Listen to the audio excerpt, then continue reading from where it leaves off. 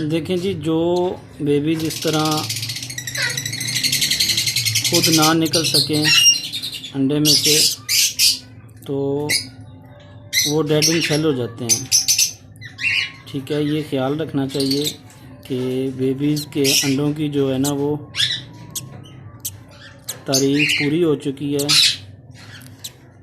اور دیکھیں آپ کے یہ بیبی کیوں نہیں نکل رہا، کیا وجہ ہے، ٹھیک ہے۔ یہ دیکھیں، یہ بالکل اس کو یہ اندر چپکا پڑا